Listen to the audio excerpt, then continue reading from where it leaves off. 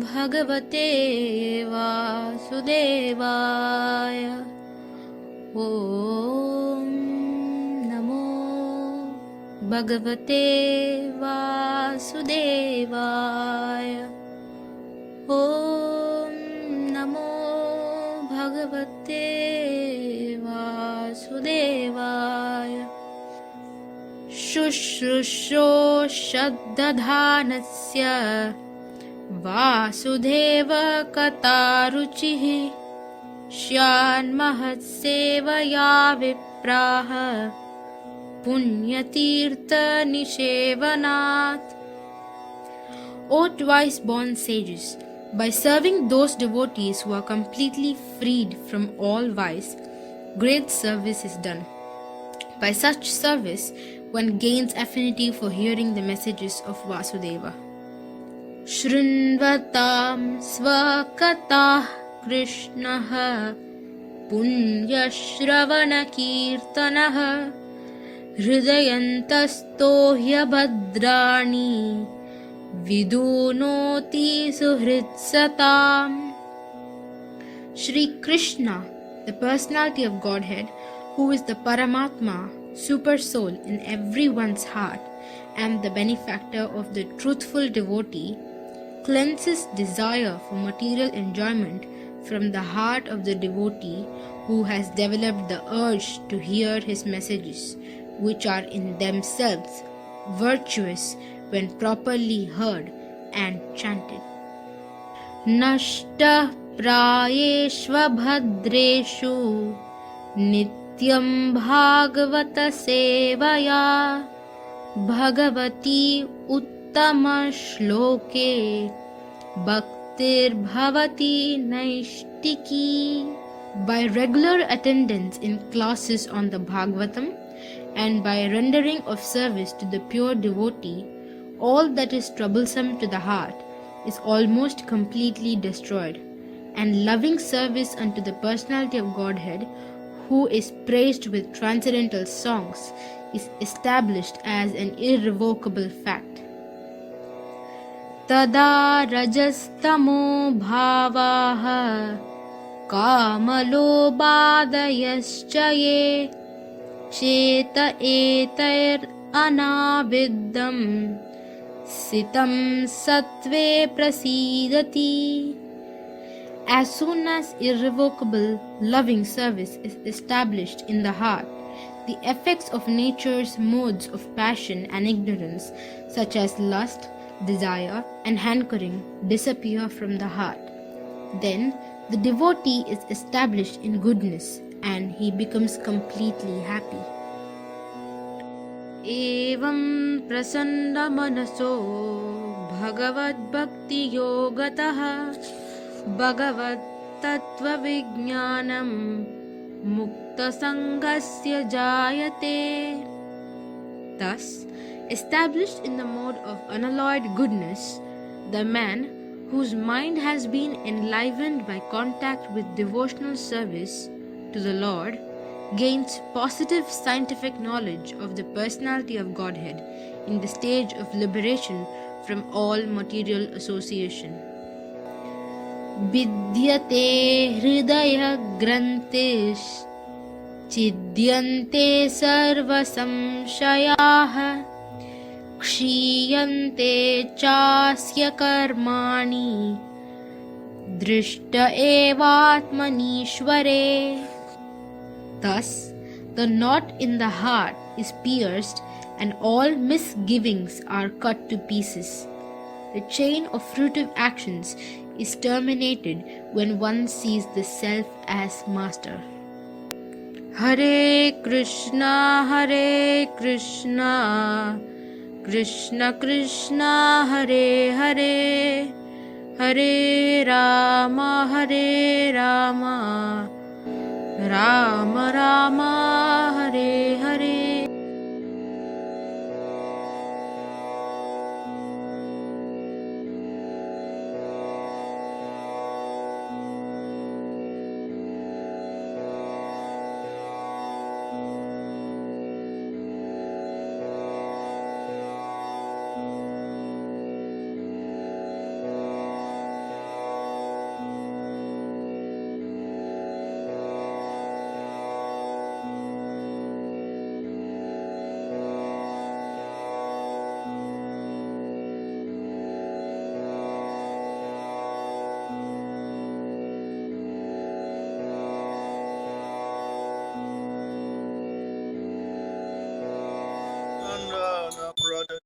Ranjana Yasodananda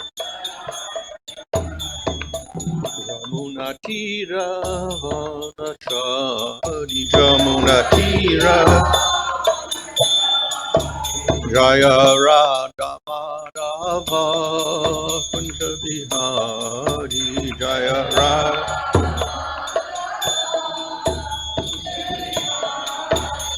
Hare Krishna Krishna Krishna Hare Hare Hare Rama Rama Rama Hare Hare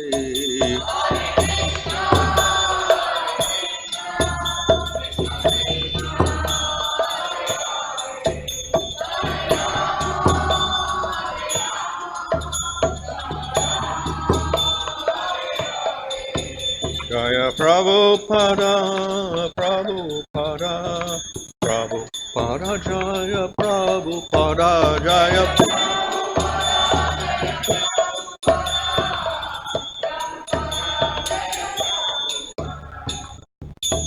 Vishnu Rajagacharya also the Sisi Bhaktivinoda Swami Prabhupada Ki Jai Ramacharya Das Thakur Ki Jai Prem Sagahal Sri Krishna Chaitanya Prabhu Nityananda Sri Advaita Gadadhar Shastor Bhaktivinoda Ki Jai Sri Sri Radha Krishna Gopa Govinda Sham Kunda Radha Kudi Giri Govardhan Ki Jai Sri Vrindavanda Ki Jai Navadapam Ki Jai Gang Shramona Tulsi Bhaktidevi Ki Jai Ananta Koti Vaishnava Vrinda Ki Jai Samaveta Bhaktivinoda Ki Jai Go Premanandi all glories to the assembled devotees, all glories to the assembled devotees, all glories to the assembled devotees.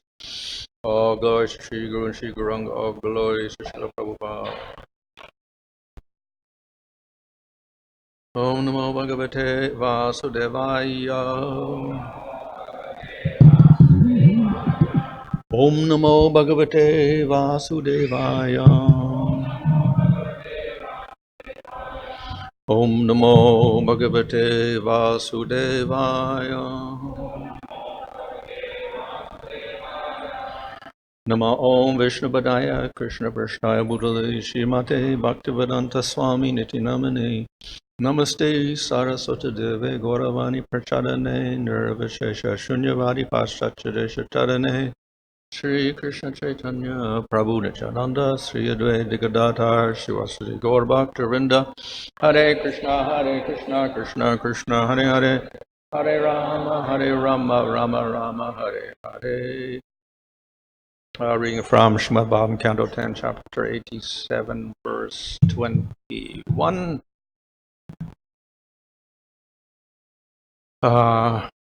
Duravagama Matatva Nigamaya Tavatatanos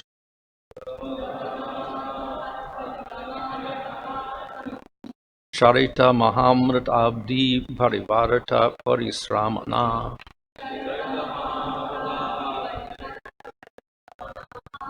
Naparila Santi Kechit Apavargam Apishvarate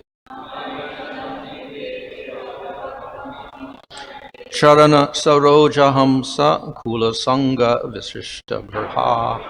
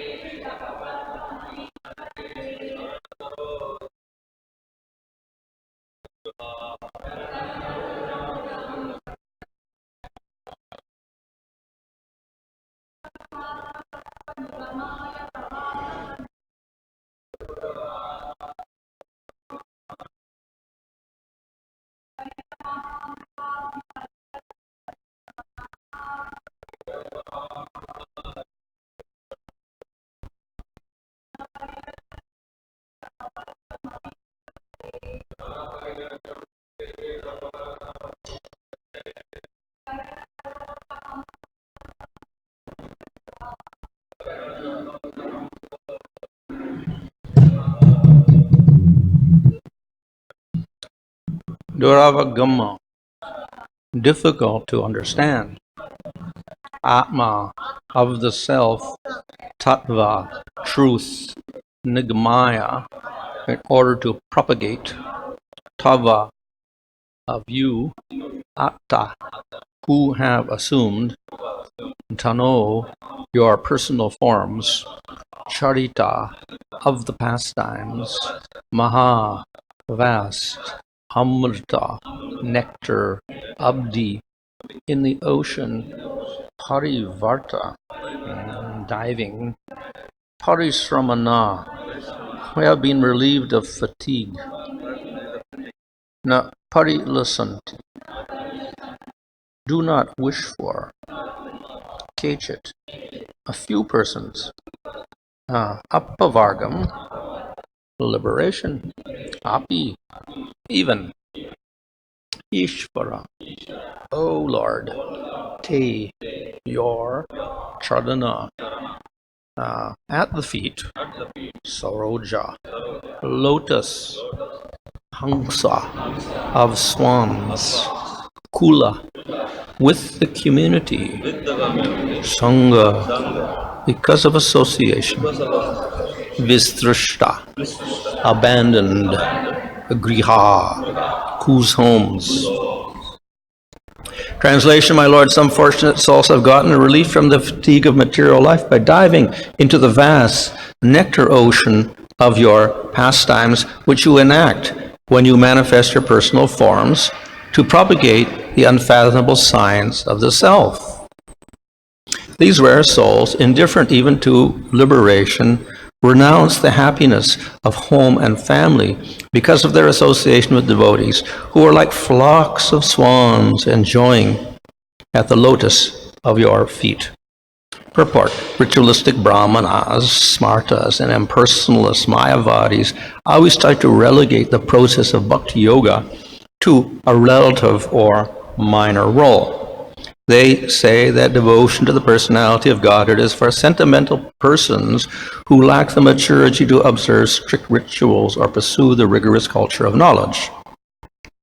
In this verse, however, the personified Vedas most emphatically declare the super excellence of devotional service, clearly identifying it with Atma Tattva, the science of the self that impersonalists so proudly claim as their own domain. Srila Jiva Goswami here defines Atma Tattva as the confidential mystery of the Supreme Lord's personal forms, qualities, and pastimes. He also gives a second meaning for the phrase Attatano. Instead of meaning who assumes various bodies, the phrase can also mean he who attracts everyone to his transcendental body. The pastimes of Lord Krishna and his various expansions and incarnations are an unfathomable ocean of enjoyment. When a person comes to the point of complete exhaustion in his materialistic pursuits, whether he has been searching after material success or some impersonal notion of spiritual annihilation, he can gain relief by submerging himself in this nectar. As Srila Rupa Goswami explains in his textbook on the science of Bhakti Yoga, Sri Bhakti Rasamrita Sindhu, rendered into English by Srila Prabhupada as nectar devotion, one who tastes even a single drop of this vast ocean will forever lose all desire for anything else. Giving an alternative interpretation of the word parisramana, Srila Vishnu Chakravarti comments that although the devotees of the Lord become fatigued after repeatedly diving into the endless waves and undercurrents in the ocean of the Lord's pleasure pastimes, these devotees never desire any happiness other than the Lord's service, even the happiness of liberation. Rather, their very fatigue becomes pleasure for them, just as the fatigue produced by sex indulgence is pleasurable to those addicted to sex. The Supreme Lord's pure devotees become enthused by hearing the charming narrations of his pastimes and feel impelled to dance, sing, shout out loud, kick their heels together, faint, sob, and run about like madmen. Thus, they become too absorbed in ecstasy to notice any bodily discomfort. Pure Vaishnavas do not want even liberation, what to speak of other desirable goals, such as an exalted position as ruler of the heavenly planets. This degree of exclusive dedication is admittedly only rarely achieved in this world, as the Shruti speaking this verse indicate by the word kechit, a few. Not only do pure devotees abandon their hankering for future gain, they also lose all of their attraction for what they already possess. The common comforts of home and family life, the association of saintly Vaishnavas, the disciplined succession of masters, disciples, and grand disciples becomes for them their real family, filled with swan-like personalities like Sri Sukadev Goswami. These great personalities always drink the sweet nectar of service to the Supreme Lord's lotus feet. Many mantras of the Upanishads and other Shrutis openly declare devotional service to be superior to liberation itself. In the words of the Nrsimha Purva Tapani Upanishad, Yam Sarve Veda Namanti Mumukshavo Brahmavadinascha. To him all the Vedas, all seekers of liberation, and all students of the absolute truth offer their obeisances. Commenting on this mantra, Srila Shankaracharya admits Mukta Api Lilaya Vigraham Kritva Bhajanti. Even liberated souls take pleasure in establishing the Supreme Lord's deity and worshipping him. The great rival of Acharya Shankar, Srila Madhvacharya Nandatirtha, cites his own favorite Shruti mantras in this regard, such as Mukta Hetam Upasate, Muktanam Api Bhaktirhi Paramananda Rupini. Even those who are liberated worship him, and even for them devotional service is the embodiment of supreme bliss. And Amritasya and Dara Bahuda Doha Manam Charanam No Loke Suditam Dadhatu Om Tat Sat. May his feet, which bountifully pour forth floods of nectar, bestow wisdom upon us who are living in this world. In summary, Sri Sridhar Swami prays Tvat Katamrata Patodao Viharanto Mahamuda Korvanti Kritina Kechit Chaturvargam Trinopamama.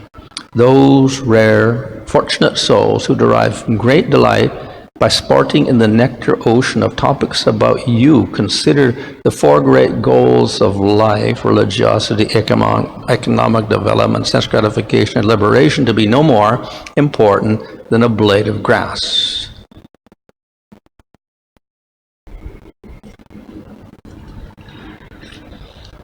Translation: My Lord, some fortunate souls have gotten relief from the fatigue of material life by diving into the vast nectar ocean of your pastimes, which you enact when you manifest your personal forms to propagate the unfathomable science of the self. These rare souls, indifferent even to liberation, renounce the happiness of home and family because of their association with devotees who are like flocks of swans enjoying at the lotus of your feet. So this is the Upanishad speaking, but as we see, they're speaking quite differently from what we would expect from the Upanishads. If we read Upanishads, then it talks about Brahman, about Akshara, about Purusha, about Upasana, karma, etc.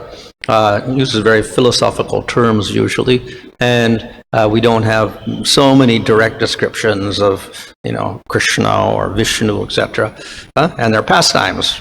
For instance, we don't get any Govardhan Leela in the Upanishads or Ras Leela or anything like that. In fact, very limited in one sense. So, of course, based on that, then it's easy to interpret those words like Brahman and Atma, play around with the meaning a lot, and the Atma means Atma, or Atmaka means Supreme Lord, etc., or you become so Brahman. There is this interpretation we can give to make everything impersonal. But at the same time, if we examine the Upanishads closely, then we understand that they are giving you a description of this Brahman. And though he is Brahman, he's also called Purusha. And of course, we can start interpreting that also. But usually, a Purusha is identified with Brahman, and Purusha means a person. And then the certain words are used to describe that person also. He is full of all good qualities. And of course, he is full of bliss. He is infinite. He has knowledge, etc. So, in various ways, you could say in a minimalized ways, the Upanishads describe the Supreme Lord. But here, because it is Bhagavatam, we find a more direct expression of the personal aspect of the Lord. So here, the Shrutis are speaking, that is, Upanishads are speaking, but they're speaking in a very different way. So they're talking about association with devotees, which is also mentioned in the Vedic literature. You have to surrender to a guru, and he will teach you the secrets, etc. It's a very common theme.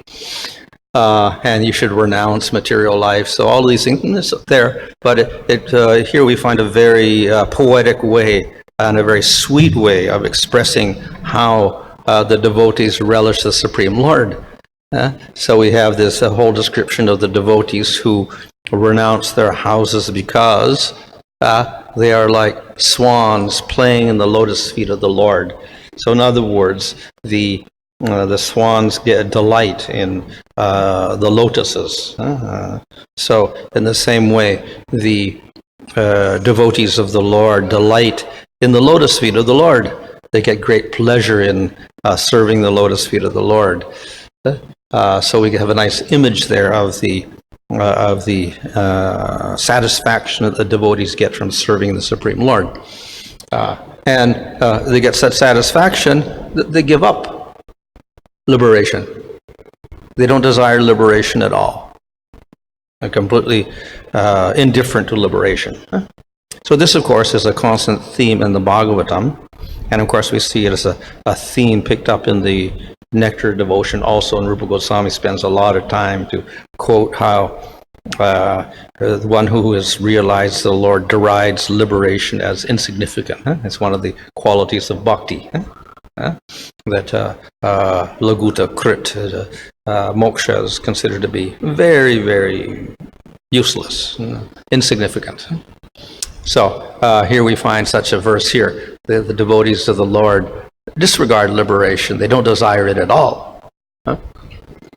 So this is in direct contrast to the meaning of the Upanishads interpreted by others that say that liberation is the final goal. Here, they don't want liberation, but this is the Shruti speaking. They don't even want liberation.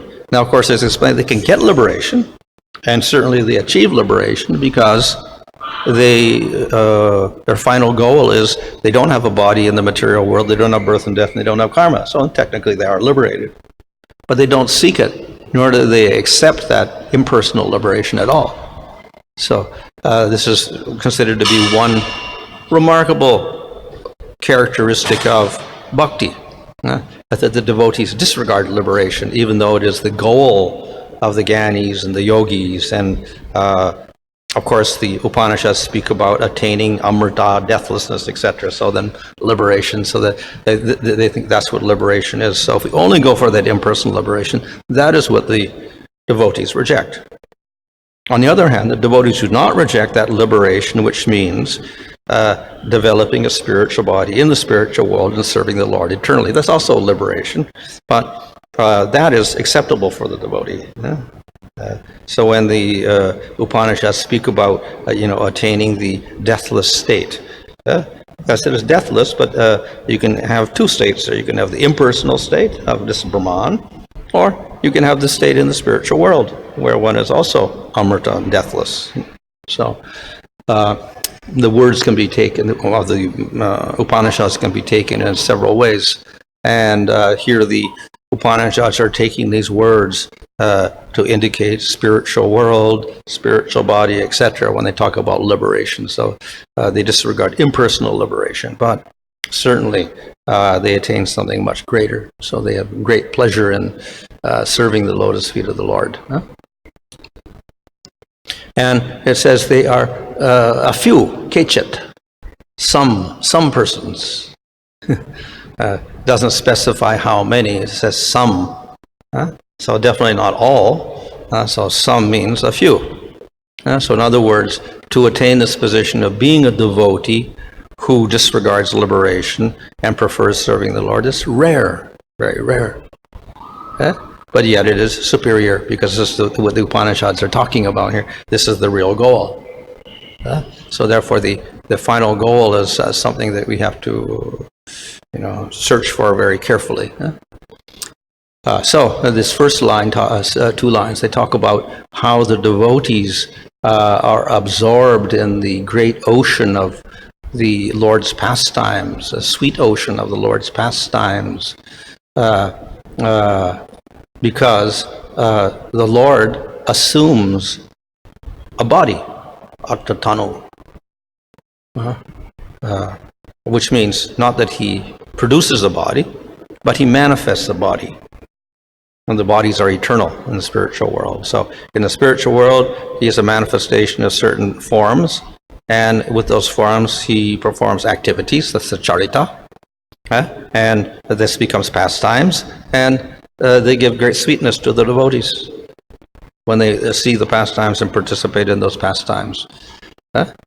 And even if they're in the material world, by hearing about those pastimes, then they also derive great sweetness. They experience that great sweetness.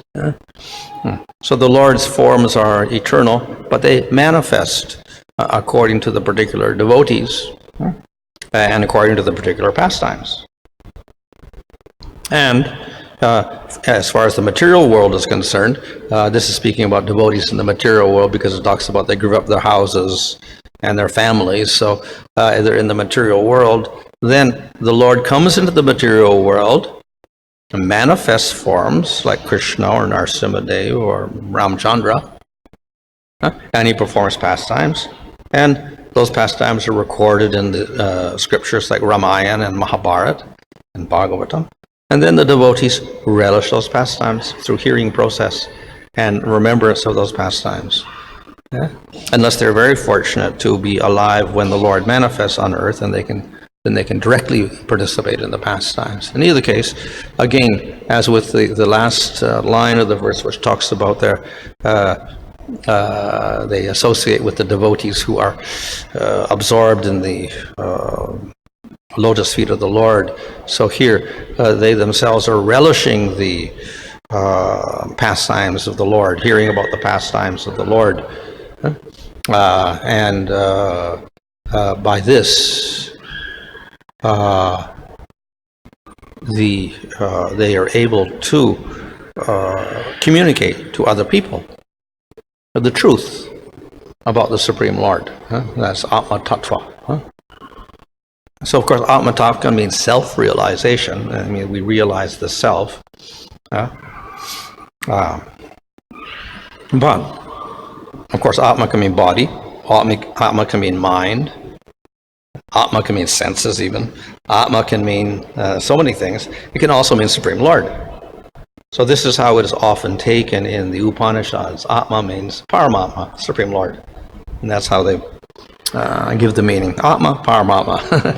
So it talks about Akshara and Atma, etc. So that means Supreme Lord, Paramatma. So it's not impersonal Brahman. So Atma Tattva there means, we could say, Bhagavat Tattva. They propagate the real meaning of Supreme Lord in the sense of his form, qualities, and activities. So they do this after understanding, through the hearing process, all the wonderful activities of the Supreme Lord, by which they appreciate the Lord's form, qualities, and activities. So then they can propagate that to other persons. Though the Upanishads, we say, use words like Atman, Brahman, and Akshara, etc., here the same Shrutis are glorifying Supreme Lord, indicating these words like Atma, etc., but taking it on the highest level, that is, Atma means Bhagavan, full of wonderful pastimes. So we have direct explanation here. Charita Mahamrita Abdi, the sweet ocean of, or the great sweet ocean of pastimes of the Lord. And the devotees hear these pastimes, and they relish these pastimes. in this way we get the real meaning of this Atma or Brahman. Similarly, the word Brahman, of course, we usually say Brahman means impersonal Brahman. But actually, it just means the greatest. That which expands everywhere and causes expansion. In other words, Supreme Lord is the creator of the material world and he pervades everything, basically. That's what Brahman means. And that is explained directly in the Brahma Sutras. Janma Jasya Yataha. What is this? Atato Brahma Jigyasa. You inquire about Brahman. What is it? That from which everything comes. Creation, etc. So he's the cause of everything. So that is Brahman. So does impersonal Brahman cause everything?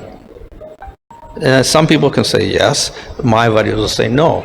Brahman doesn't cause anything because nothing else exists. It's not a cause of anything. Because only Brahman exists. Nothing else exists. Everything else is illusion. So in that sense, Jamadasya makes no sense at all, really. Brahman is the cause of birth and creation, etc. No, it can't be.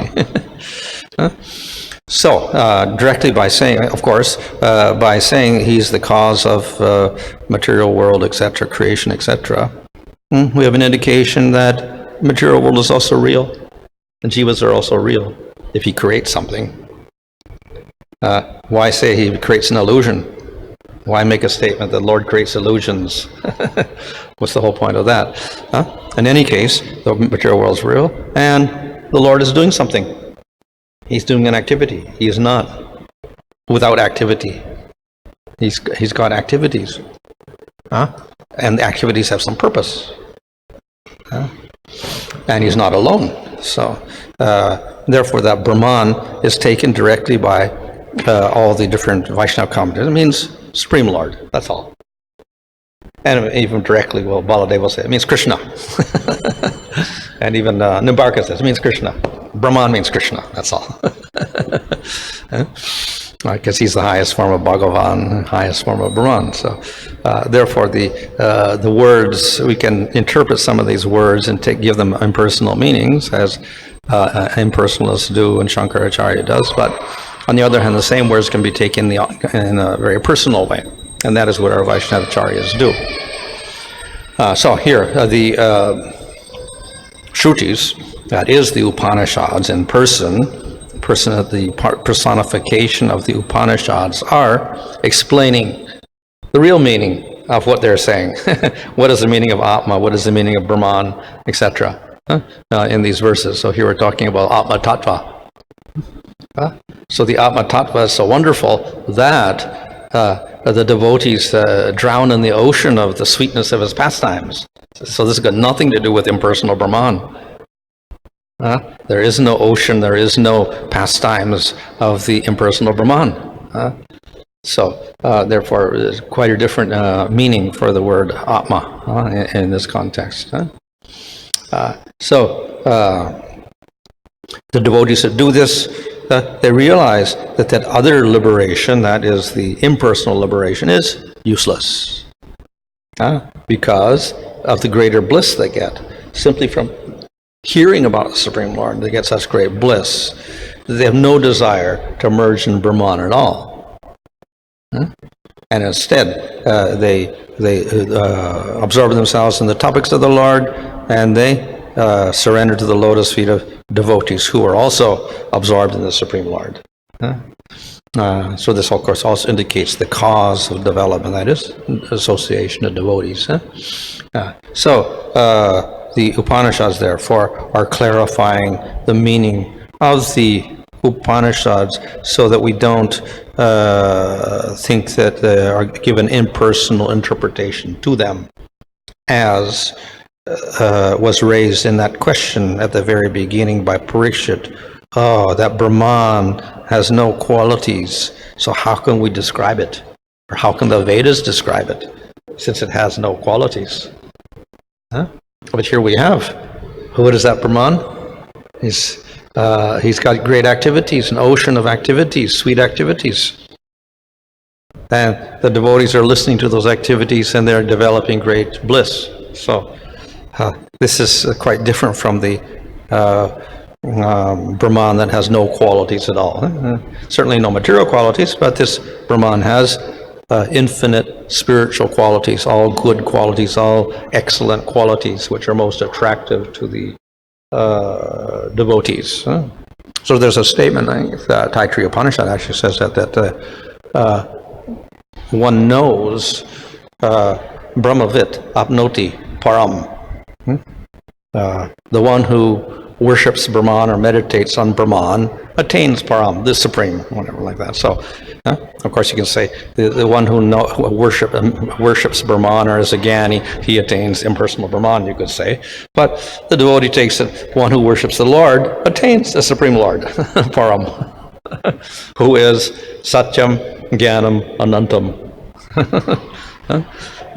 And of course, Ramanujacharya gives a whole explanation of each of those words, how it shows the unlimited nature of the Supreme Lord, etc. But then it also says that the person, what does he do? Asnute sarvakaman vipaschit, saha vipaschit, I think, brahmana, saha brahmana vipaschita.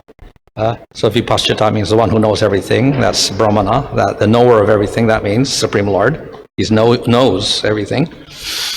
And the jiva attains sarva kaman along with the Supreme Lord. So then that also is a little ambiguous. Why would a devotee have desires in the spiritual world? In liberation, cannot have desires. So the meaning there is kama means all auspicious qualities. The devotee experiences all the wonderful qualities of the Lord, as well as the Sarupa of the Lord himself. So he appreciates the Lord as he is, plus all of his wonderful qualities. So that's the meaning of the verse. So in other words, again, we have qualities manifested or whatever like that. So in the Supreme Lord. So the Lord is there, and he is full of wonderful qualities, and the devotee experiences those qualities and gets great bliss from that. So therefore, we hear this very clear explanation of those wonderful qualities of the Lord. Because we see the devotees hearing about the Lord, they become absorbed in those pastimes, and consequently they are inspired to preach them to other persons.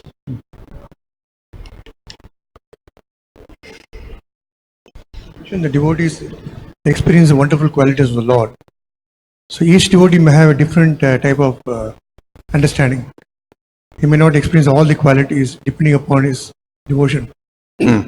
How can he really, sometimes I've seen devotees telling, Lord came in my dream, I experienced it. Is it because that he's just thinking of it, and Lord really comes, or he's imagining? Well, the actual appearance of the Lord can only take place at the stage of bhava, at which stage material conceptions and attachments are at a very, very minimal stage, so which is very rare. So therefore, when ordinary devotees say, I had a dream, then we can't think that's the real bhava stage. Now, of course, they can get a secondary abhas, or some shadow form of appearance of the Lord, as we say, there's bhava bhas, etc. And even neophyte devotees sometimes get ecstatic symptoms. So it's a bhava bhas. There's nothing duplicitous about it because they have devotion. But at the same time, it's not the real bhava. So it's like some experience they have due to their nature that allows them to have such experiences. But it's not the direct meeting with the Supreme Lord. It's a little bit different because they're not qualified for that. So, of course, according to the qualification of the individual, they will appreciate different aspects of the Supreme Lord. And for that reason, the Lord has different forms, because different people appreciate the Lord in different ways. Some people want a very strong, powerful Lord, so they worship Ramchandra. Other people like a sweet Lord, so they worship Krishna. Other persons want a very majestic, grand person, so they worship Vishnu. So persons can, according to their liking, preferences, worship different forms of the Lord and be satisfied with that.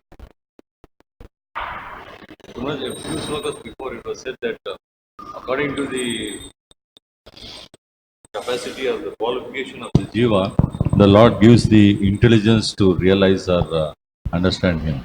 Then what is that capacity or the qualification the jiva has for? Based upon what? Because there are different ranges of understanding. Yeah, so accordingly the Lord responds. So the first qualification is faith. And even the faith is not that much, a little bit. It's enough that we get a little curious.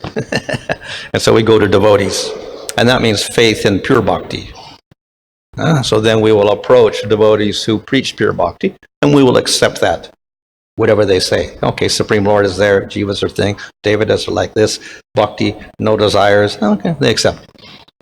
So that is faith, and they accept the scriptures that teach that, like Bhagavatam. So it's just a little inclination. But what is the response of the Lord? Well, He arranges for the devotees, and the devotees give bhakti, and He begins practicing bhakti. And as it says in the Bhagavatam, so Krishna is in the heart, and He destroys the anarthas as you practice devotional service. Anartha nivritti takes place. So there's some response from the Supreme Lord. Now, we can say it's not direct,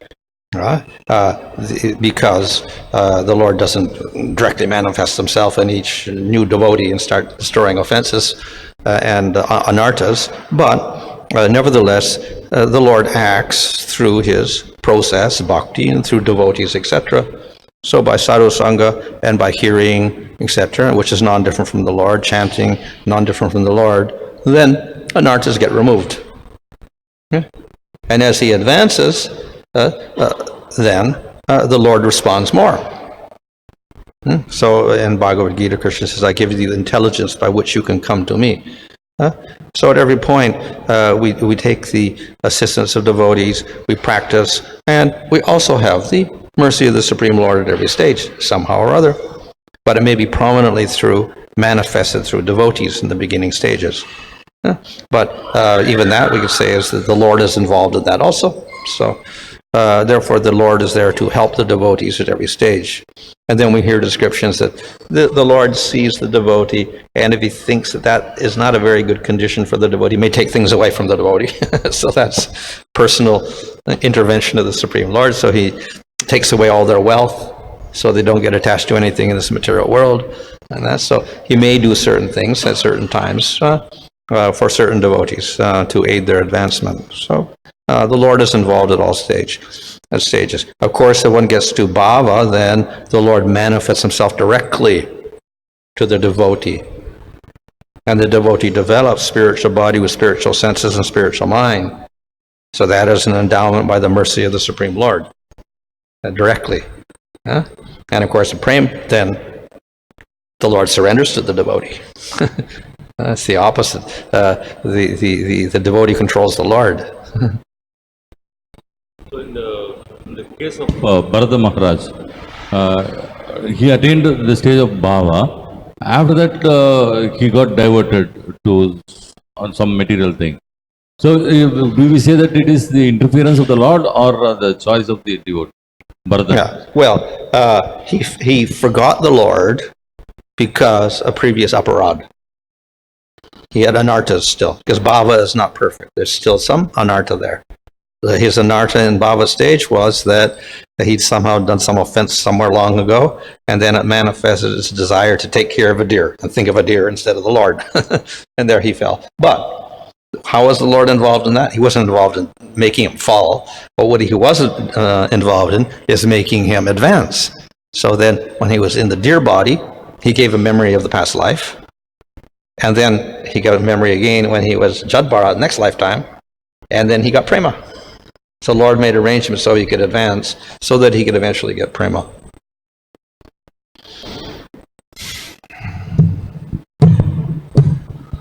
Maharaj, we hear that all souls, all jivatmas are exactly the same, except that their karmas are different. The karmas is what makes each... Well, they're not exactly the same. Just like the Lord is one, but He's not exactly the same in all the forms. These certain manifestation of qualities. So jivas have a sarup and have common features. They are all dependent on the Lord. They all are consciousness. They all are experiencers, bhaktas. They all have capacity for activity. So there's some common qualities like that. But they also have their own aham, sense of I, ahankara, which is different from that. So that's not the same. It's not the same ahankara. It's not all the jivas are acting I, and the same I with the same desire. No, they're all different. So the I is different. And consequently, the perceptions, the likes, the dislikes, the activities, experiences will be different because of that. And consequently, the karmas will be different.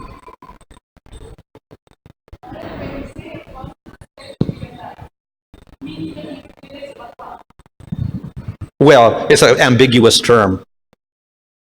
Self-realized, when we talk about science of self-realization, we don't mean that you attain, we're not advertising Brahman realization, we're advertising Bhagavan realization. But for most people, when they hear self-realization, they'll call it self, they don't care about God, but at least self is nice. So for common people, self-realization means more or less impersonal type. But if it's used for devotees, then obviously we're not interested in that. We're interested in Bhagavan, not the Supreme Lord. So.